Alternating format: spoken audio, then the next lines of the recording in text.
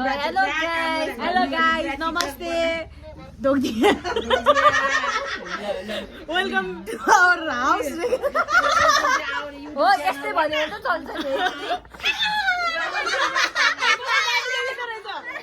दामी भाइ जना यस्तो गरेर जाने हैन अनि यतातिर यस्तो ल के जाओस् है उताबाट भने जाओस् भनिदिनु दिदी तपाईको शब्द ल जाओस्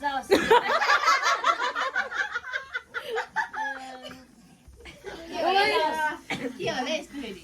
बिदारा लड देखा सही आउँदो रहेछ ल जन्ना त बोल म त केही भन्दिन टन्न छु ओ दुईटा छोरी समालेर बस्नुको पीडा र अनि हेर छसरी हुर्केको पीडा बिहा नगरेकोहरुको रमाइलो हेर भनेर बिन्दालाई पनि देखाइदे अनि दुईटा बच्चा भएको पीडा त्यसको पनि देखाउनु पर्छ सारे फायर हुन्छ होला त्यो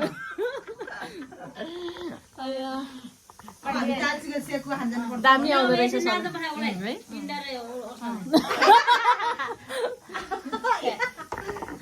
तर है ठिक हुँदो रहेछ यसले एउटा किन्नु पर्छ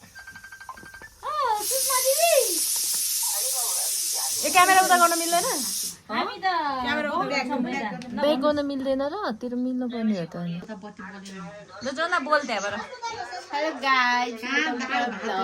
ए हो ल हामी सारा दिदीको घरमा हो सारा दिदी हाम्रो बुङ्गुको सेकुवा खानु दिनुहुने रे यहाँ सारा दिदी हुनुहुन्छ बुङ्गुको सेकुवा मैले खुवाउने हैन कि कान्छीले भन्न तेरा बाजे हाम्रो त्यहाँ कान्छी दिदीले खुवाउनुहुन्छ रे अनि हाम्रो यहाँ दर्शकहरू हुनुहुन्छ सबैजना यहाँ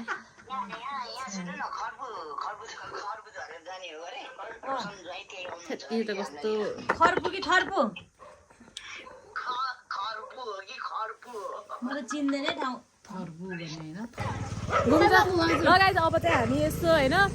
अब स्कुटर सिक्न बाइक सिक्न जाँदैछौँ अनि यहाँ बाइक राइडर अनि यहाँ अर्को यहाँ आउँदै हुनुहुन्छ ल फर्का यो पैसाको दाग नदे सोल्टी थुक्दिन्छु पैसाको बिट्टामा के अरे है जालास है तलतिर फेरि ल फर्का ल यहाँ हाम्रो अर्को राइडर अर्को प्रो राइडर सलोमी सिस्टर अर्को राइडर यता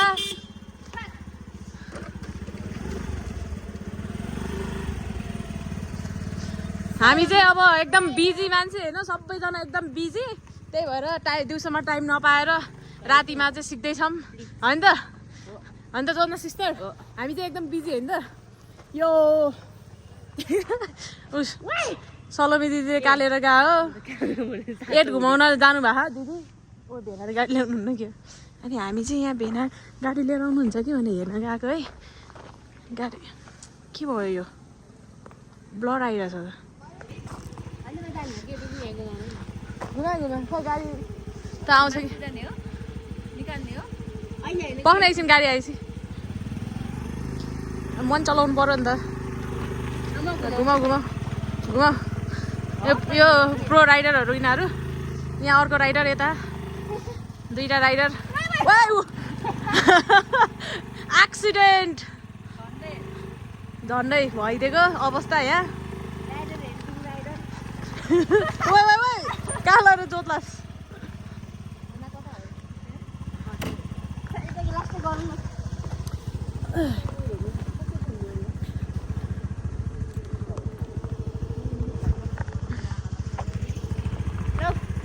के हेलमेट लगाउनु पर्छ क्या नत्र म ट्राफिक अङ्कललाई भनिदिन्छु मामा जनाले हेलमेट नलाइकन स्कुटर चलायो ओह्रालो भएपछि आफै त जान्छ नि बात गर्दा यस्तो जस्तो दिमाग ल म हेलमेट स्कुटर चलाउने उता छन् हेलमेट लाउने यता छ